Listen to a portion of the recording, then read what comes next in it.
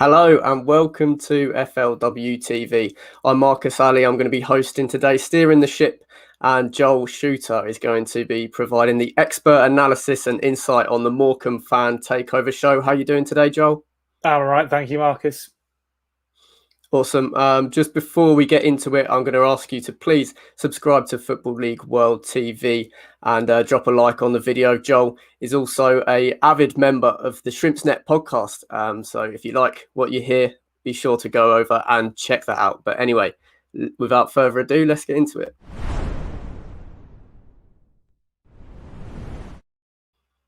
So first up, we're going to look back before we look forward a little bit. Obviously, the Shrimps were defeated at the weekend 3-1 at Oxford United. Just from the outside looking in, without a Shrimps hat on, maybe you could say, I thought it looked like quite a decent performance despite the result. Oxford will beat, possibly with respect, better sides than Morecambe at the Kassam Stadium this season. What did you make of it, Joel?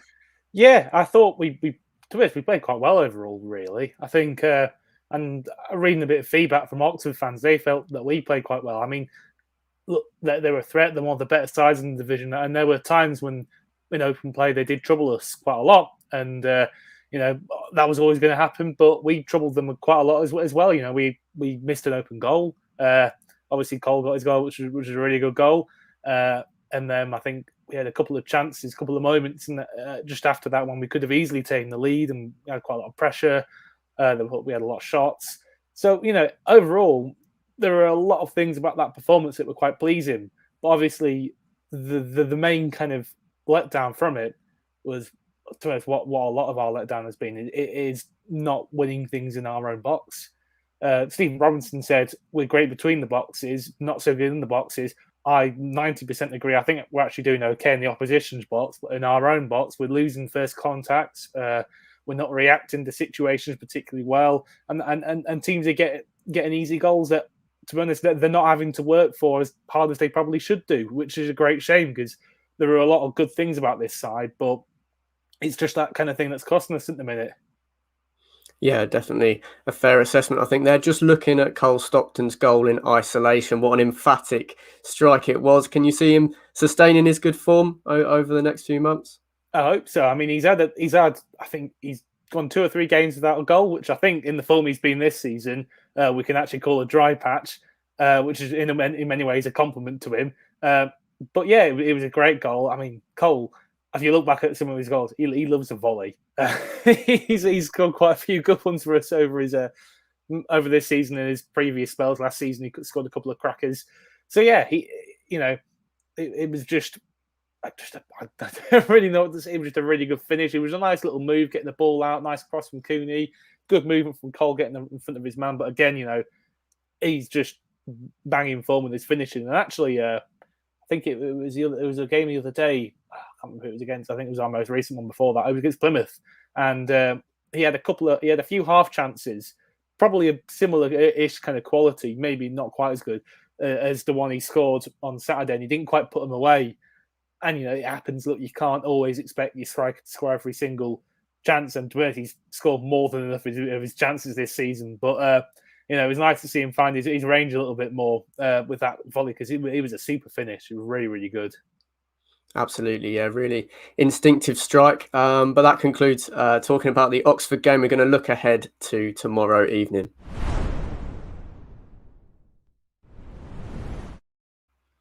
Now, Cambridge United at the Globe Arena. Then from the outside, it seems like a huge match. 2 sides promoted from League 2 last season. Obviously, Cambridge performing a little bit better than Morecambe so far at the start of the season. I think a 4-point gap above the Shrimps in the League 1 table. What's your initial expectations going into the match, Joe? Are you confident?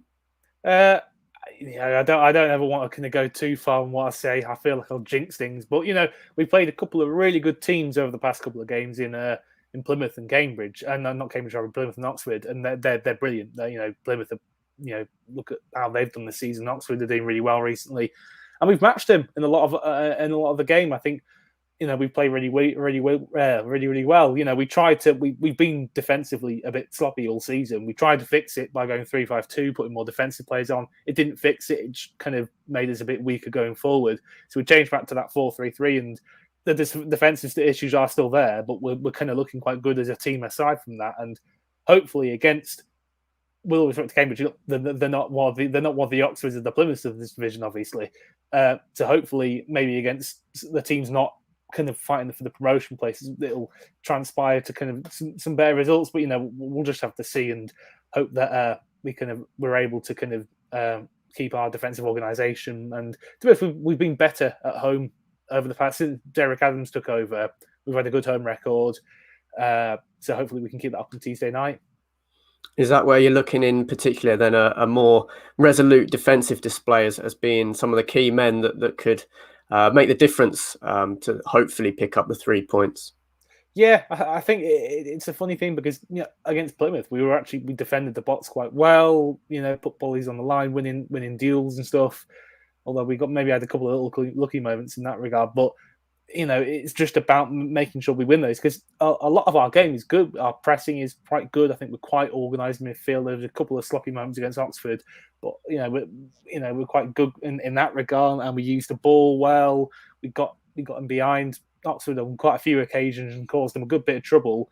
But it's just that kind of maintaining concentration and being aggressive enough and competitive enough in those deals. Look, because at the end of the day, you can't win every cross that comes into your box.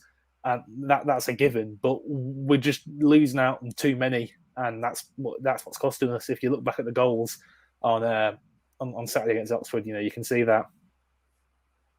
Yeah, it really is set to be an entertaining game. I think if Morecambe's recent matches are anything to go by. Just after this, we're going to look ahead at the match and how the manager's been getting on, Stephen Robinson, his impact since arriving from Motherwell.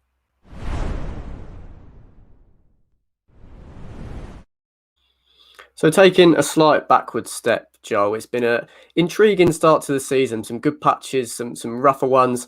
What were you particularly expecting going into, of course, Morecambe's first campaign in the third tier, a new manager in Stephen Robinson? Right now, 15 games in, winless in 6, only outside the bottom 4 on goal difference. Where is this in line with your expectations going in right at the start of the campaign? I think this past month has been disappointing, but prior to that, it'd been brilliant. Really happy, but it's just one of those. We've hit a bad run of form, really, for the first time this season over the past kind of 6 games, like you say. I think it was said before the season, and even when we were kind of going through that good run of form at the start of the season, this is great, but there is going to come a time where we're probably going to hit that bad run of form, and that time is now. I mean, thankfully, we've given ourselves a good base at the start of the season to kind of go from, but. It's just important that we try and recover from it. We've got more home games this month, which is a positive.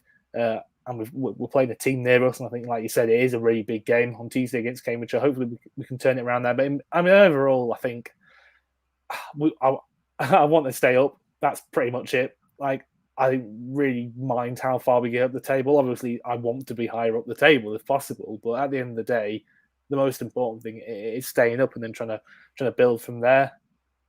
And what were your initial thoughts on Robinson when the appointment did happen? Did you expect to be joint 7th top scorers in League One after 15 games? It has been a very attractive brand of football and a really good value team to follow so far this season, the Shrimps.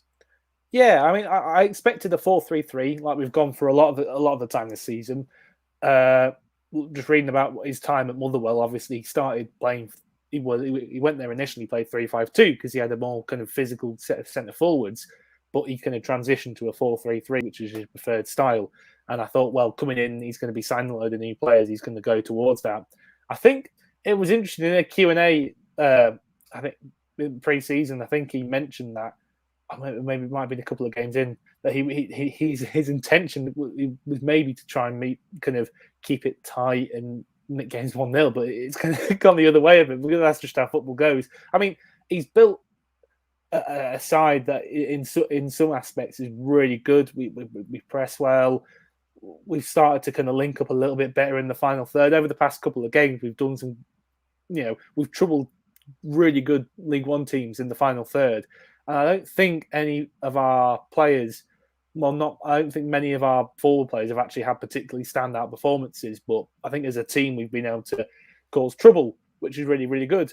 And it's just that thing with the defending, really. It's just we've got to keep tighter, and and it just means that momentum's getting taken away. Well, obviously, we're conceding the goals, but also it just means momentum's getting taken away from us. We're kind of having the stuff we knocked out of us. Like, we were looking pretty good until Oxford got their second goal, and then after that, it was just like it was quite deflating. So, overall, I'm still really pleased with Robinson. I think he's obviously trying to build the club long term as well.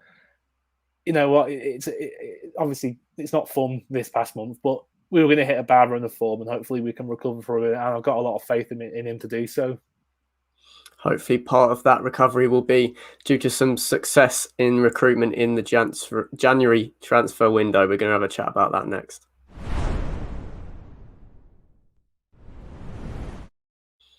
I feel like the turn of the year could cause a bit of a nervy moment for Morecambe fans. Cole Stockton's contract is up in the summer. He's 27 years old, 13 goals already this season. Where do you stand on it, Joel? Do you think the club might be able to recoup some kind of transfer fee to reinvest in the squad in January, or is it he has to stay at the club and hope to pull you away from the relegation battle? Well, I believe he's on a 2-year contract this season, actually. So he's not actually out of contract in summer, I don't believe. He's on a 2-year. So if he stays to the end of the season, he'll go for money in summer, which is good. But yeah, he's obviously, I expect there might well be a bit of interest in January in him. If there is, I'm not sure if he'd want to go halfway through the season, to be honest. I think he might want to stick it out, he's in really good form and kind of make the most of that.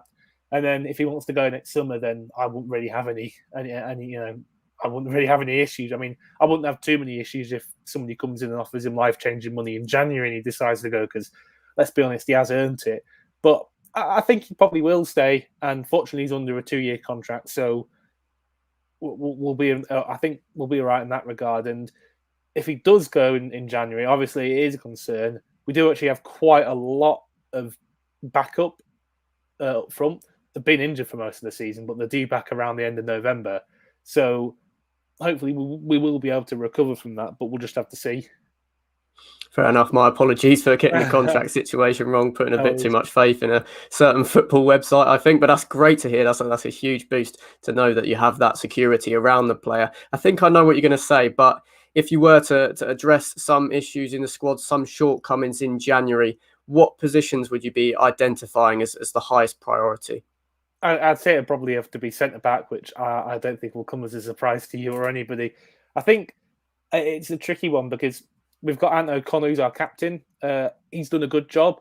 He's quite aggressive. He's good with the ball.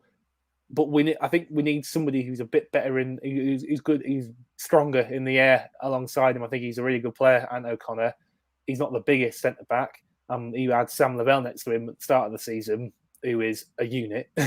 he's a massive bloke, and he's cracking in the air. And I think that will complement Anthony O'Connor quite well. I think we've obviously played with Scott Wood and Ryan Delaney, and we haven't competed well enough aerially. And I think Ant O'Connor's done really well in many parts of his game at centre back, and we need somebody, I think, maybe who might complement him a bit more and provide a bit more of that kind of physical and aerial kind of steel alongside him to hopefully improve things. But yeah, that's the kind of main standout. I think up front, obviously, we've got good options in Cole, and we've got some decent wingers, and we've got more players coming back from injury at the end of November, so I think we should be okay. Midfield, Callum Jones has stepped up. He's on loan from Hull after a few injuries, so that's probably given a bit more security to that position. But we'll just have to see what the manager goes with. But I think we can be pretty sure he's likely to be looking for a new centre-back. Yeah, plenty to consider for Stephen Robinson moving ahead to the January transfer window.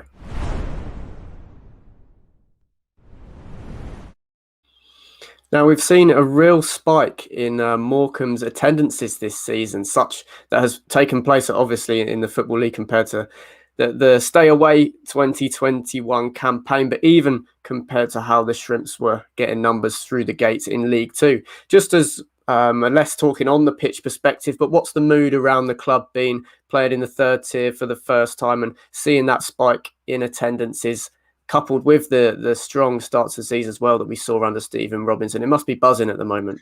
Yeah, really positive at the moment. I think what the directors did, and which was very, very clever of them, is they took that kind of everybody's excited to get back. We've just been promoted to League One for the first time in the history, so they put a really, really good season ticket scheme in. It's really cheap as well. So we've had, I think we went from probably just shy of 1,000 season tickets to 2,500. I think we've sold maybe a bit more than that this season. So, they've jumped on that momentum and they've done a really good job with it. Even though there's been a bit of a bad run, I think you're right. We had a good run at the start of the season, so there's a lot of positivity still going around. And we'd had a torrid few away games. We'd blown a 2-goal lead at Wickham at half time. That we had at half time. We had a couple of pretty poor performances against Burton Albion and Cheltenham, and then we came back against Plymouth, and the crowd were massively noisy and supportive of the team. So, traditionally we generally have been. We're not a crowd that like to turn quickly on managers and people. We had 8 years with Jim Bentley, so we're not particularly reactive as a club. So we do try to be supportive, and there are more numbers this year, and it's only a little ground, which is good because it means that the atmosphere is good. So yeah, really positive still, and hopefully with a few more home games over the next month or two, that that'll help performances a little bit. Absolutely. Long may it continue. Just looking into those big attendances and the good feeling around the club, I want to take you back a few months to the 28th of August and Morecambe's 1-0 win at home to Sheffield Wednesday. What did you make of that? Where does it rank? Maybe not as high as obviously the Wembley win in the League Two playoff final, but in terms of the calibre of a win, that must have been an amazing day.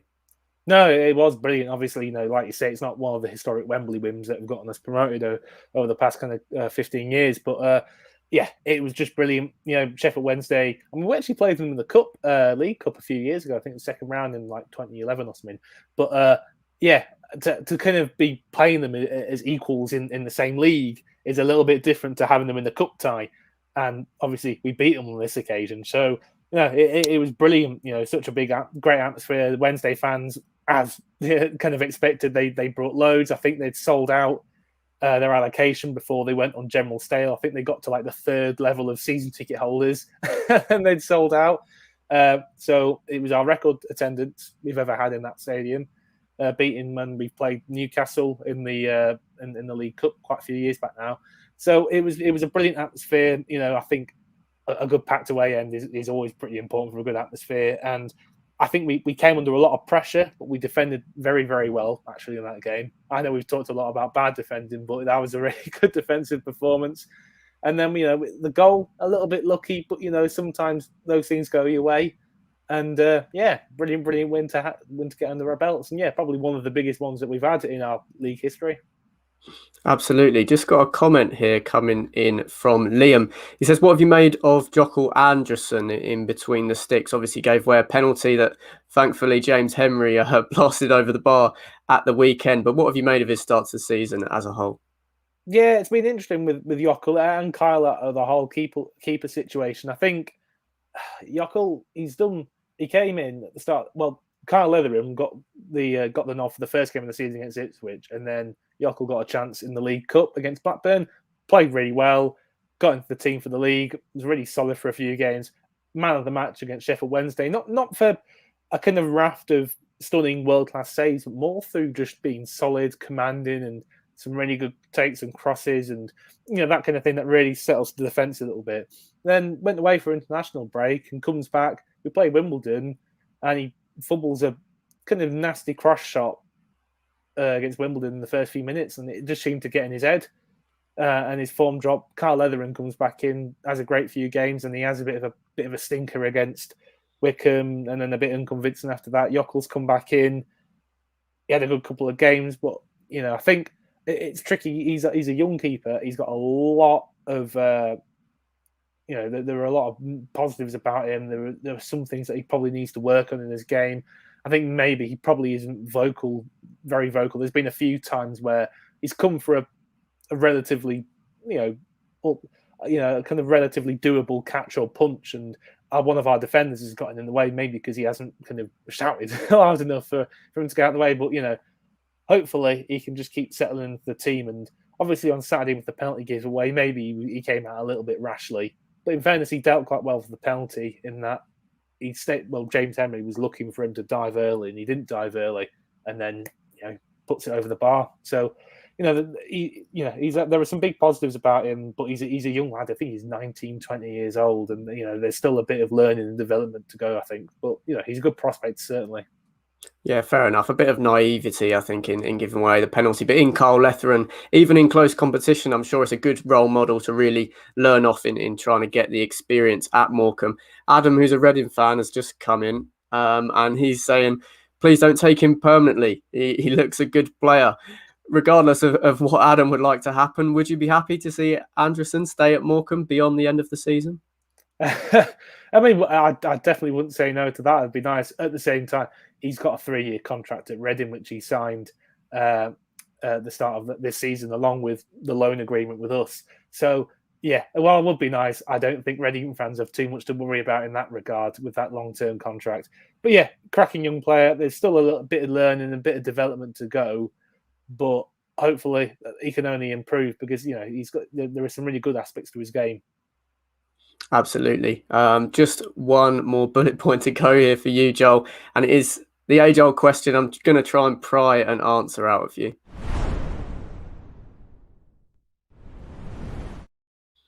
So thinking with your head, not your heart, what do you reckon happens with 46 games in the League One table in May? Has Stephen Robinson kept Morecambe in League One?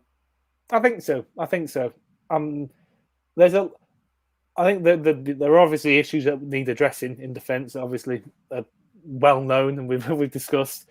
But looking at the last 2 performances, it's a funny one. So we've kind of gone from a bit over the past month, I'd say. We've gone from a bit of an interesting journey tactically in that we were playing 4-3-3.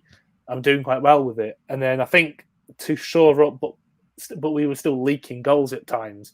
So I think to shore that up, we switched to 3-5-2 a bit more regularly.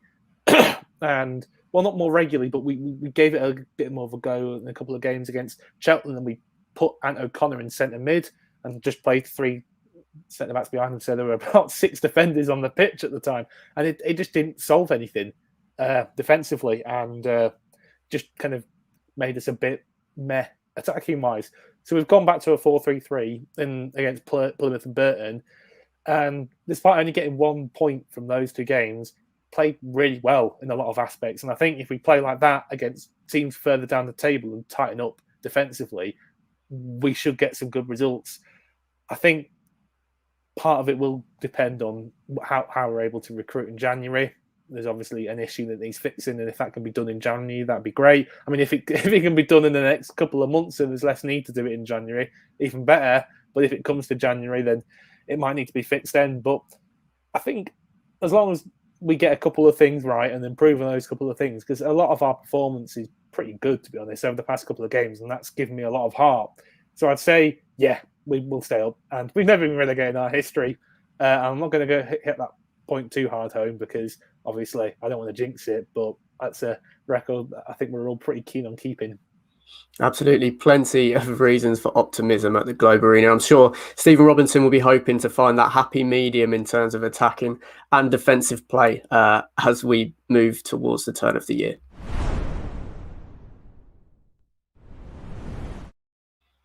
So that brings us to the end of the show. Thank you so much for your time, Joel. If you want to check out Joel's podcast, that's Shrimps Net, you can check that out on all good podcast providers, Spotify, Apple, and Google Podcasts. Please do leave a like and subscribe to FLW TV. If you can stay tuned, there's going to be another show at 2 p.m, a debate show based around Birmingham City. So hold on for that. But that's goodbye from me, and we'll see you next time.